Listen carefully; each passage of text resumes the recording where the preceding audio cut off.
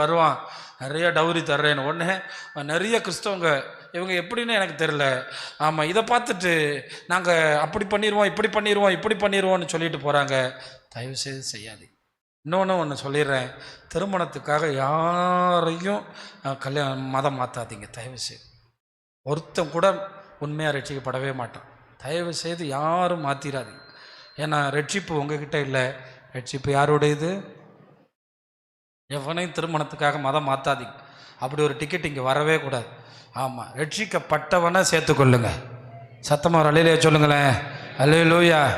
இன்னைக்கு கூட ஒரு வீடியோ பார்த்தேன், ஒரு பாஸ்டர் ஆணித்தரமாக சொல்லியிருந்தார், அப்படி ஞானஸ்தானம் எடுத்தவன் ஒரு நாள் ஓட்டத்தை முடிக்க மாட்டான், அது நல்லதாக இருக்காது, அவன் நிற்க மாட்டான் அப்படின்னு சொன்னார். 2 விஷயத்துக்காக மனம் திரும்பவே கூடாது. ஒன்று, இந்த மாதிரி கல்யாணம் கச்சேரி இதுக்காக.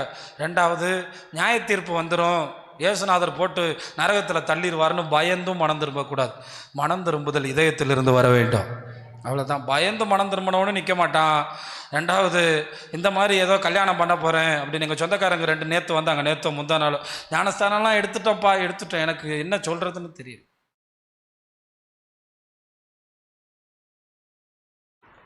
அதனால் தேவையில்லாத ஆள்கிட்ட நம்ம அதெல்லாம் பேசுகிறதுல ஓகே இந்த பத்திரிக்கையை கொடு வச்சிரு கிளம்பு. ஏன்னா பேதுரு சொல்கிறாரு, அதை மட்டும் பார்த்துட்டு நம்ம முடிக்கலாம். 1 பேதுரு 1ஆம் அதிகாரம் 3லிருந்து ரொம்ப ஒரு தேவ மனுஷன் எப்படி வளர்ந்து எப்படி ஆயிட்டார் பாருங்க, எப்படி இருந்த மனுஷன். கர்த்தர் அவரை எந்த அளவில் 2 பேதுரு 1ஆம் அதிகாரம் 3ஆம் வசனத்தில் தம்முடைய மகிமையினாலும் காருண்யத்தினாலும் நம்மை அழைத்தவரை அறிகிற அறிவினாலே ஜீவனுக்கும் தேவபக்தியும் வேண்டிய யாவற்றையும் அவருடைய திவ்ய வல்லமையானது நமக்கு தந்தருளினதும் அன்றி.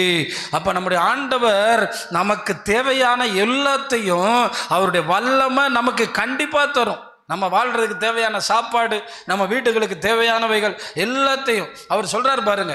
அவருடைய ஊழியத்தின் கடைசி பகுதியில் எழுதின இந்த நிருபத்தில் அவர் தெளிவாக சொல்றார், எல்லாம் எனக்கு கர்த்தர் கொடுத்தார், எனக்கு வேண்டியதை தந்தார், தேவபக்திக்கு ஜெபம் பண்றதுக்கு தேவையான ஸ்தலம் தந்தார், ஆராதிக்க தேவையான எல்லாத்தையும் தந்தார், நமக்கும் தந்திருக்கார். தேவபக்திக்காக தான் இந்த ஆலயத்தை தந்தார். தந்தருளினதும் அன்றி. அடுத்த வார்த்தை என்ன சொல்றார்? இச்சையினால் உலகத்தில் உண்டான கேட்டுக்கு தப்பி திவ்ய ஸ்பாவத்துக்கு பங்குள்ளவர்கள் ஆகும்படி. உலகத்துக்கு தப்புறதுக்காக வாக்கு தத்தங்கள் கொடுத்துருக்காராம். உன்னை ஆசீர்வதிப்பேன், உன்னை மேன்மைப்படுத்துவேன், உனக்கு எல்லாம் தருவேன்.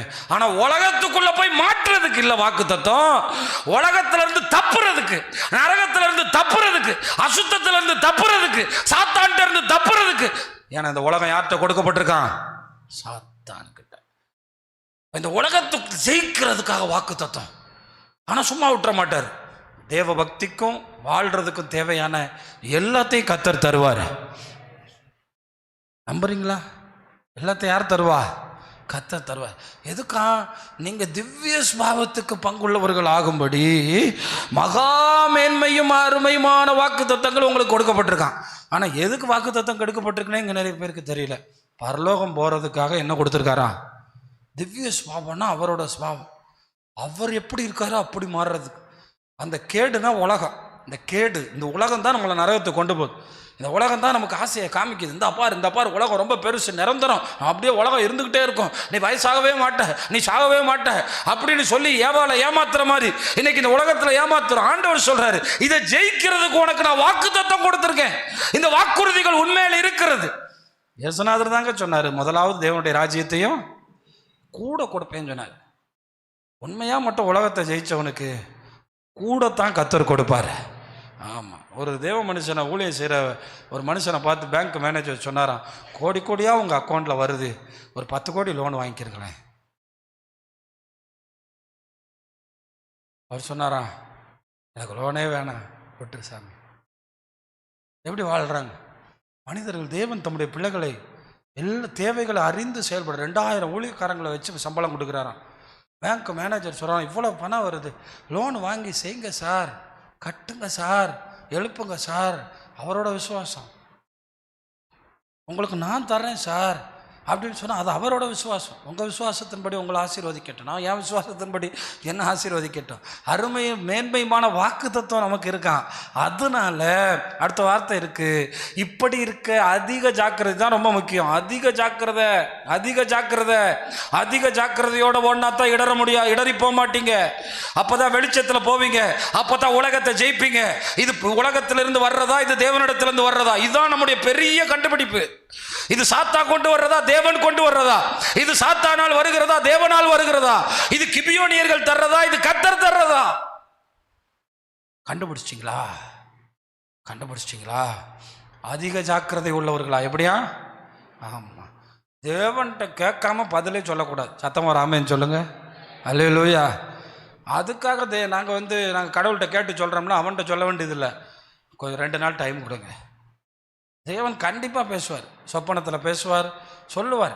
இது சரியா தவறா ஏதாவது நம்மளை காமிப்பார். பல நேரங்களில் அவர் நம்மளை காப்பாற்ற போதுமானவர், எப்படியும் அவர் காப்பாற்றுவார். அப்போ எப்படி இருக்கணுமா? அதிக எபிரேயரில் இந்த ஜாக்கிரதை உள்ளவர்களாங்கிற வார்த்தை அடிக்கடி பயன்படுத்துவார். இளைப்பாறுதலில் பிரவேசிக்க அதிக ஜாக்கிரதை உள்ளவர்களாய் பாருங்கள். விழுந்து போன பேதுரு, மறுதளித்த பேதுரு நமக்கு என்ன எழுதியிருக்கார்? இதான் தேவன், இதான் தேவனுடைய அழகு.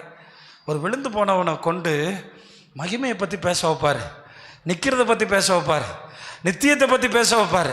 அவர் சொல்ல ரொம்ப ஆச்சரியமாக இருக்குது. இந்த 2ஆம் அதிகாரம் 2வது நிருபத்தை முழுசு நீங்கள் படித்து பாருங்கள். நான் போகிறேன், நான் இந்த தேகத்தை விட்டு போகிறேன், நான் போன பிறகும் உங்களுக்காக, இதை தான் கத்தோலிக்கர்கள் வேறு மாதிரி எடுத்துக்கிட்டான். போன பிறகும் பேதுரு அங்கே போய் ஜெபம் பண்ணுவார். போன பிறகும் உங்களுக்கு விசுவாசம் வளரும்படி நான் பிரயத்தனம் பண்ணுவேன் அப்படின்னா என்ன சொல்கிறாரு? நான் போனாலும் எழுதி வச்சுட்டு போவேன். ஒரு அல்லையிலே சொல்லுங்களேன்.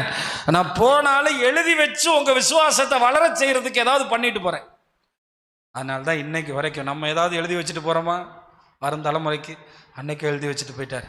அதிக ஜாக்கிரதை உள்ளவர்களாக விசுவாசத்தோடு தைரியத்தையும். அப்போ விசுவாசம் என்னத்தை கொடுக்கும்? தைரியம் என்னத்தை கொடுக்கும்? ஞானத்தையும். ஞானத்தோடு இச்சை அடக்கத்தையும், இச்சை அடக்கத்தோடு பொறுமையும், பொறுமையோடு தேவபக்தியையும், தேவபக்தியோடு சகோதர சிநேகத்தையும், சகோதர சிநேகத்தோடு அன்பை என்ன செய்யுமா? கூட்டி வழங்குங்கள். அடுத்த வசனத்தை போடுங்க. ஆகையால் கூட்டி வழங்குங்கள்னு சொல்லிட்டு, இவைகள் உங்களுக்கு உண்டாயிருந்து பெருகினால் உங்களை நம்முடைய கர்த்தராகிய இயேசு கிறிஸ்துவை அறிகிற அறிவிலே வீணரும் கனியற்றவர்களாக இருக்க மாட்டீங்க. சும்மா சர்ச்சில் அப்படியே உட்காந்துட்டு அப்படியே போக மாட்டீங்க. ஏன்னா உங்களுக்குள்ள விசுவாசம் வந்துடும். விசுவாசம் வந்த உடனே தைரியம் வந்துடும். தைரியம் வரும்போது ஞானம் வரும். ஞானம் வரும்போது இச்சை அடக்க வரும், சகோதர சிநேகம் வரும், அன்பு வரும். இதெல்லாம் கூட்டி கொடுத்துக்கிட்டே இருப்பீங்க, வெளிச்சத்தில் நடந்துக்கிட்டே இருப்பீங்க. அப்போ முதல்ல விசுவாசம் வரும்போது, இதெல்லாம் வரும்போது உள்ள இருந்து ஒரு துடிப்பு கேட்கும். இயேசுக்காக வாழணும், இன்னும் 10 வருஷம் தான் இருக்கு, இன்னும் 20 வருஷம் தான் இருக்கு. இயேசுக்காக ஏதாவது செய்யணும், ஆத்துமாக்களை ஆதாயம் பண்ணணும். நான் சும்மா இருக்கக்கூடாது, நான் சும்மாவே இருக்கக்கூடாது அப்படின்னு சொல்லிகிட்டே இருப்பீங்களா? ஏன்னா நான் சும்மா இருந்தால் வேஸ்ட்டாக போயிடும். நான் ஆண்டவர்கிட்ட போகும்போது எப்படி போவேன்? வெறுங்கையா போகக்கூடாது, நான் வேஸ்டானவனா போகக்கூடாது, ஒன்றும் இல்லாதவனா போகக்கூடாது. அதனால தான் சொல்கிறாரு, இதெல்லாம் பெருகுச்சுன்னா, பணம் பெருகுச்சுன்னா வீட்டில் உட்காந்துருவீங்க, பெருமை பெருகும். ஆமாம், கடின இருதயம் பெருகும், மனம் திரும்பாத காரியங்கள் உண்டாகும். ஆனால் இது பெருகுச்சுன்னா, ஆண்டவரை பக்கத்தில் இருந்தால் ஒரு ஆள் முடியாமல் கிடக்கிறார், போய் ஒரு ஜோம் பண்ணி பார்ப்போம். ஏன்னா எந்த மீனும் யாவது பரலோகத்துக்கு வரும்னு நமக்கே தெரியாது, எந்த வலையில் யார் மாட்டுவா நமக்கே தெரியாது. ஆமாம், அந்திரையா மலையில் ஒருத்தர் மாட்டினார், அவர் பேர் பேதுரு. யார் வலையில் யார் மாட்டுவானே தெரியாது. ஸ்தேவான் வலையில் ஒருத்தர் மாட்டினார், அவர் பேர் பவுல். தெரியுதா? அந்திரேயா தான் சொன்னார், அண்ணே மேசியாவை பார்த்தோம், வாங்க போய் பார்த்துட்டு வருவோன்னு. பார்த்தா அவர் திக்காயிட்டார். இவ்வளோதான் சுவிசேஷம். மேசியாவை பார்த்தோம், வா பார்த்துட்டு வரேன், முடிஞ்சு போச்சு. அவர் பார்த்தா இயேசுவோட ஒட்டிட்டாரு. இப்போ சொல்றாரு, இது பெருகுதா? உங்களுக்கு விசுவாசம் பெருகுதா? அன்பு பெருகுதா? சகோதர சிநேகம் பெருகுதா? ஞானம் பெருகுதா? இச்சை அடக்கம் பார்த்த உடனே வாங்கணும். பார்த்தோன்னா வாங்கணும்னா சாகவே அவ்வளோதான், முடிஞ்சு. வீட்டுக்காரன்ட்ட கேட்டாவது பிழைக்கலாம். பல பேர் வீட்டுக்காரனுக்கு தெரியாமல் ஒரு அக்கௌண்ட் வச்சுக்கிட்டே இருக்காங்க. நல்லதா கெட்டதான்னு கேட்டா, ஏவாளுக்கு நேரிட்டது நேரிடாமல் இருக்க கர்த்தர் உதவி செய்வாரா? இதெல்லாம் உண்டாயிருந்த பிறகுனா நீங்கள் கனியற்றவர்களை 9ஆம் வசனம் சொல்லுது. என்ன சொல்லுதுன்னா, தம்பி கொஞ்சம் ஸ்பீடாக போடுங்க. இவைகள் இல்லாதவன் எவனோ, ப்ளீஸ், அவன் முன் செய்த பாவங்களற தான் சுத்திகரிக்கப்பட்டதை மறந்து இருளான குருடனா மாறுறான். இப்போ தடவுறான், சர்ச்சுக்கு வந்தனே என்னன்னு தெரியலையே, என் பிள்ளை இப்படி ஆயிடுச்சே, என் பிள்ளை சர்ச்சுக்கு வரமாட்டானே, வீட்டுக்காரன் குடிக்கிறானே. ஏன்பா என் விசுவாசத்தில் பெருகலையப்பா, ஞானத்தில் பெருகலையப்பா, சகோதர சிநேகத்தில் பெருகலையப்பா, இச்சை அடக்கத்தில் பெருகலையப்பா. இப்போ கண் சொருகி போன தடவி தடவி பார்க்குறேன், ஒன்றுமே தெரியலையே, என்ன நடக்குதுன்னே தெரியலையே. அவர் தான் சொல்கிறார், சுத்திகரிக்கப்பட்டதையும் மறந்துட்டானா. நான் பரிசுத்தமாக்கப்பட்டவனே தெரியலையா அவனுக்கு, நான் ராஜரீகம்னே தெரியலையா, எனக்கு ஒரு மகிமை இருக்குன்னே தெரியலையா. இப்போ உங்களை பார்த்து ஆண்டவர் கேட்குறாரு, நீங்கள் நம்பிக்கையற்றவனை போல வாழ்கிறீங்களா, இல்லை வெளிச்சத்தின் பிள்ளைகளாக நடக்கிறீங்களா? கண் சொருகி போச்சுன்னா கண் உள்ளே போயிடுச்சு. இந்த வயசான தாத்தாக்கெல்லாம் பார்த்தீங்கன்னா தெரியல, கண்ணை நல்லா விட்டு பாருங்கள், உள்ளே போயிடுச்சு. நீ யாருப்பா, எந்த பேரன்ப்பா, தெரிலப்பா. அது மாதிரி ஆயிட்டீங்களா? ஆனால் அடுத்த வசனத்தில் அழகாக சொல்கிறாரு, அழைப்பையும் தெரிந்து கொள்ளுதலையும் உறுதியாக்கும்படி ஜாக்கிரதையாயிருங்கள். இப்படி செய்கிறவன் ஒரு காலமோ, இந்த செய்திக்கு தலைப்பென்ன, ஏன் இடறி போகிறான்? விசுவாசத்தை கூட்டியிருந்தா இடறி போக மாட்டானே. ஆமாம், விசுவாசத்தை கூட்டியிருந்தா. நான் அடிக்கடி சொல்கிறது, அந்த ரேணுகா சிஸ்டர் அம்மா இருக்காங்களே, சாகிறதுக்கு 4 நாளைக்கு முன்னாடி பார்த்தாலும் அந்த கேன்சர் வியாதியில் அப்படி எந்திரிச்சு ஸ்தோத்திரப்பா ஸ்தோத்திரப்பா ஸ்தோத்திரம். சிலது நம்ம கண்ணு முன்னாடி நிற்கிறதுக்காகவே தேவன் அவங்களெல்லாம் நம்மளை பார்க்க வச்சார். சோத்திரம் இங்கே உட்காந்துருக்க ஆளுக்கு வரமாட்டேங்க, பாட்டு வரமாட்டேங்க, ப்ரைஸ் பண்ணிக்கிட்டே தான் எந்திரிச்சாங்க. அந்த வியாதியோடு அவங்க இயேசுநாதருக்காக செஞ்சதை கேட்டிங்கன்னா, புருஷன் இறந்துட்டாரா போயிட்டாரான்னு தெரியாது, விதவை, பிள்ளைய ஆண்டவருக்குன்னு கொடுத்து அதுவும் செத்து போச்சு, கடைசியில் தனி மரமாக இருந்தாங்க. ஆனால் நம்பிக்கையற்ற சூழ்நிலையில் ஒரு நாள் ஆண்டவர் சொன்னாராம், தரிசனத்தில், உன் பிள்ளை எங்கே வச்சுருக்கேன்னு மட்டும் பாரு, எவ்வளோ மகிமையாக வச்சுருக்கேன்னு பாரு, கலங்காத. அப்போ ஏன் ஆண்டவரை என்னையை முதல்ல எடுக்காமல் என் பிள்ளையை முதல்ல எடுத்தீங்கன்னு? நீ கொஞ்சம் போல்டான ஆள், நீ கொஞ்சம் போல்டான ஆள், நீ இரு, நீ இல்லாமல் அவள் இருக்க மாட்டா, அவளை எடுத்துக்கிறேன்னு சொன்னாரா. ஏன்னா நம்ம ஆண்டவர் பேசும் தெய்வம், நம்முடைய ஆண்டவர் பதிலளிக்கும் தெய்வம், நம்முடைய ஆண்டவர் வழிகாட்டும் தெய்வம். ஆனால் நம்ம அந்த அவங்க சூழ்நிலையை கேட்கும்போதே என்னடா இவங்களுக்கு இப்படி நடந்திருக்குன்னு நீங்கள் நினைப்பீங்க. ஆனால் அந்த சூழ்நிலைக்குள்ளே போனவங்க ஸ்தோத்திரப்பா ஸ்தோத்திரப்பா, ஏன்னா அவங்க அநேகர் ஆண்டவருக்குள்ளே நடத்தினவங்க. அவங்க ஒரு எலிமெண்ட்ரி ஸ்கூல் டீச்சர் தான். அப்போ படிக்கும்போது தீமத்தேன்னு ஒரு பாஸ்டரை உருவாக்கியிருக்காங்க. எலிமெண்ட்ரி ஸ்கூல் பையனுக்கு என்ன தெரியும் சொல்லுங்கள்? அப்படித்தானே? அவங்க எலிமெண்ட்ரி ஸ்கூல் டீச்சர் தானே. 5வது வரை உள்ள ஸ்கூலில் படித்த ஒரு பையன் இன்னைக்கு ஊழியக்காரன். இது எப்படி நடக்கும்? அப்போ என்னை கேட்குற தேவனுடைய பிள்ளைகளை, நம்ம என்ன கண் சொருகி போயிடுச்சே நமக்கு, நம்ம ஒரு மாதிரி தடுமாறுறோமே, குடிகார மாதிரி தள்ளாடுறோமே, என்ன வந்துட்டோமா, எதுக்கு வந்தோம் அப்படிங்கிற மாதிரி நினைக்கிறோமே. இல்லை பிரியமானவர்களே, அதே பேதுரு 18-19 வசனங்களில் சொல்கிறாரு, அவரோடு கூட நான் பரிசுத்த பர்வதத்தில் இருக்கையில் வானத்திலிருந்து பிறந்த அந்த சத்தத்தை கேட்டோம். அதிக உறுதியான தீர்க்க தரிசன வசனமும் நமக்கு உண்டு. பொழுது விடிந்து விடிவெள்ளி உங்கள் இருதயங்களில் உதிக்கும் அளவும் இருளுள்ள ஸ்தலத்தில் பிரகாசிக்கிற விளக்கை போன்ற வசனத்தை கவனித்திருப்பது நலமாக இருக்கும். அப்படின்னா என்ன சொல்கிறாருன்னா, இயேசுநாதர் வர்றதுக்கு முன்னாடி, இந்த உலகத்தில் அவருடைய ரகசிய வருகை வர்றதுக்கு முன்னாடி முதல்ல உங்கள் இருதயத்தில் விடிவெள்ளியாக உதிப்பாராம். உதிச்ச பிறகு தான் அவர் வருவாராம். உங்கள் இருதயத்துக்குள்ளே உதிக்கும் அளவும். அப்போ நீங்கள் சொல்லுவீங்க, இன்னைக்கு இயேசு வருவாரோ, இன்னைக்கு இயேசுநாதர் வந்துடுவாரோ, அந்த உணர்வு உங்களுக்குள்ளே வரும். ஏன்னா நீங்கள் பிரகாசிக்கிறவங்களாக மாறிடுவீங்க, நீங்கள் விளக்காக மாறிடுவீங்க.